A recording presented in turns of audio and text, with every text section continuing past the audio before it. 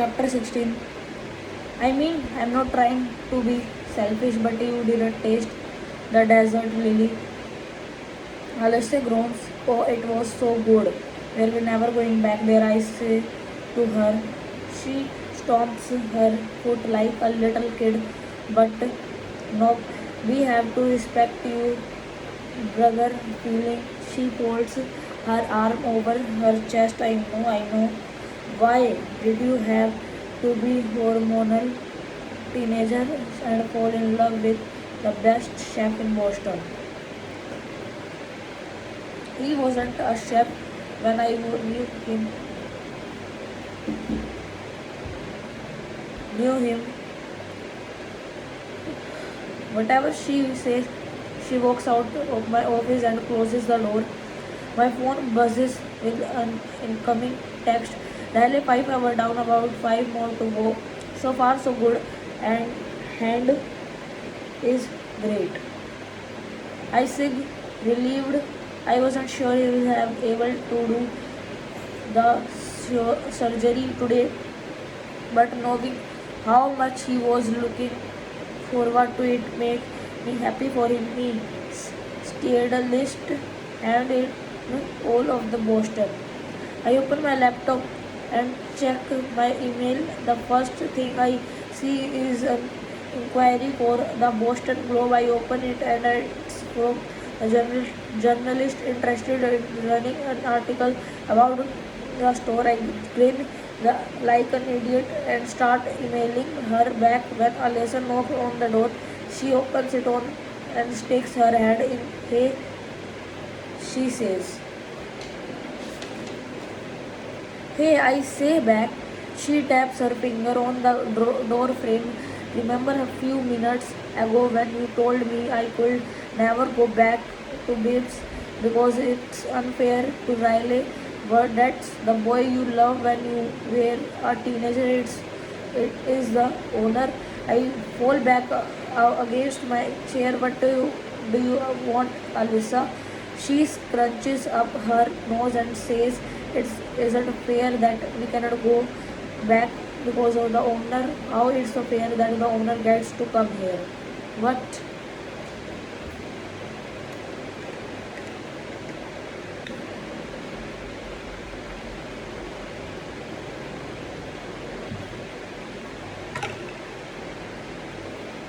I close my laptop and stand up. Why would you say? What is his? What is he here? She nods and slips inside my office, closing the door behind her. He asked for you, and I know you are with my brother, and I am with my child. But can we please just take a moment to silently admire the perfection that man? She smiles dreamily, and I roll my eyes. Alyssa, those eyes thought. She opens the door and walks out. I follow behind her and catch sight, and at last she is right here. Alyssa says, "Would you like me to take your coat?" We do not take coats. Atlas glances up when I walk out of my office. His eyes cut off Alyssa and he shakes his head. No, thank you. I wanted it to be long.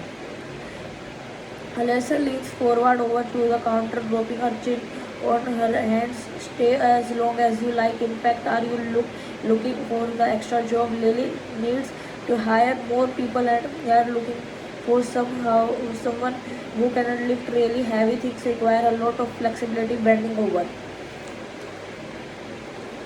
I narrow my eyes at Alyssa and mouth enough.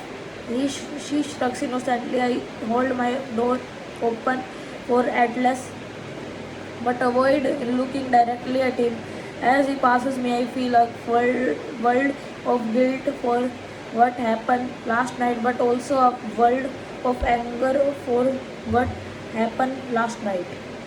I walk around my desk and drop into my seat, prepared for argument, but when I look up at him, I clamp my mouth shut. He is smiling. He waves his hand around in the circle as he takes a seat across from me. That is incredible, Lily. I pause Thank you. He continues smiling at me and like he is proud of me. Then he places the bag between us on the desk and pushes it toward me as a gift. He says you can open it later. Why is he buying me gift? He has a girlfriend. I have a boyfriend. Our past has already caused enough problem. In my present, I certainly doesn't need a gift and exacerbate. But that are you why are you buying me gifts Atlas? He leans back in the seat, crosses his arm over his chest. I bought it 3 years ago. I've been holding on it to a case in case it ever ran into you. Consider it Atlas. It hasn't changed. Damn it. I pick up the gift and set it on the floor behind my desk. I try to release some of my tension feeling, but I'm really hard when everything about him makes me so tense. I came here to apologize to you. He says I wave off his apology, letting him know it isn't necessary. It's fine. It's a misunderstanding. Riley is fine. He laughed under his breath. That's not what I am apologizing apologizing for. He says I'll never apologize for defending you weren't defending me. I say there was nothing to defend. He tilts his head, giving me the same look at the he gave.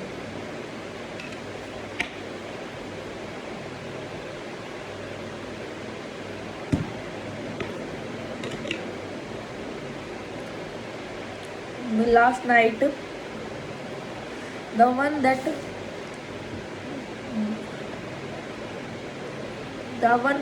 let me know that how disappointed in me he is still deep in my gut.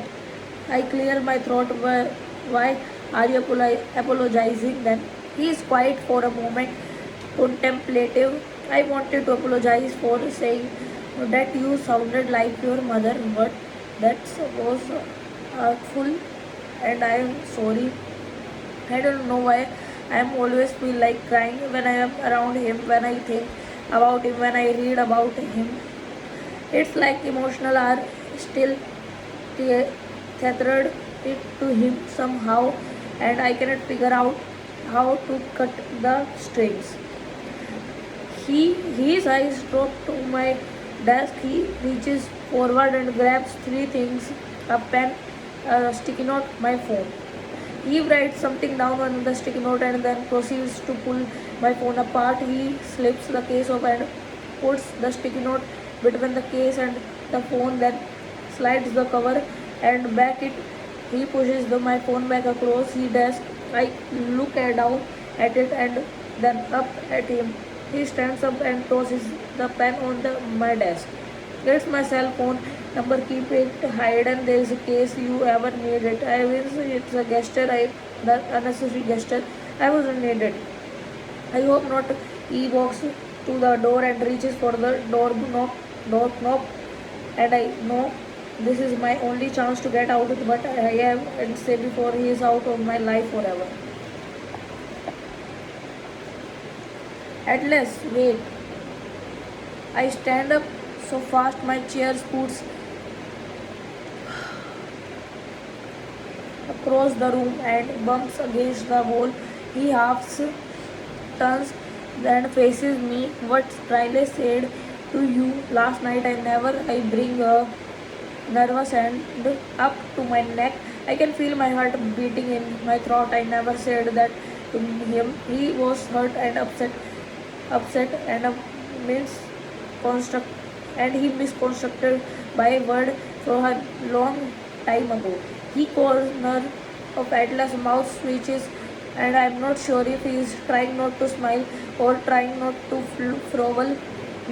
He faces me straight on, believing me, Lily. I know what that wasn't pity fuck. I was there. He walked out the door and his door nose me straight back into my seat. Only my seat is no longer there, is still on the other side on my office, and I know on the floor. Alessa receives me lying on my back behind my desk. Lily, she runs around the desk and stand over me. Are you okay? I hold up a thumb. Free five. Just miss my chair. I reaches out of her hand and help me to my feet. What was that all about? I glance at the door as I retrieve my chair. I take a seat and look down at my phone. Nothing.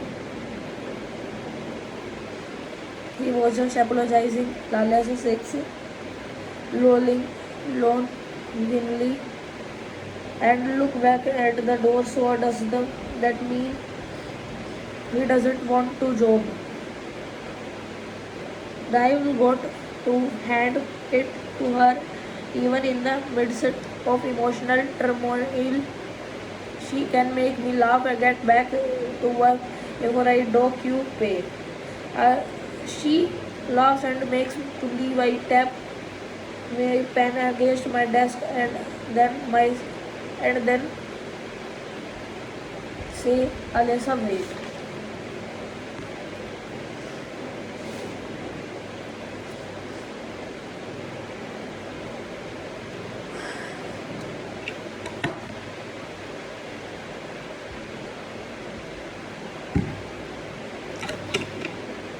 I know, she says, cutting me off. Riley doesn't need to know about that visit. You doesn't have to tell me. I smile. Thank you. The closes the door.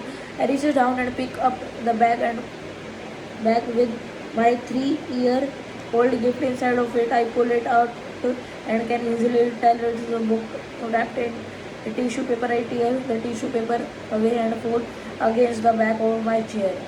There is a picture of Ellen DeGeneres on the front. The tiles is seriously, I'm kidding. I laugh and then I open the book, gasping quietly when I see the autograph. I run my finger over the word of the inscription, Lily.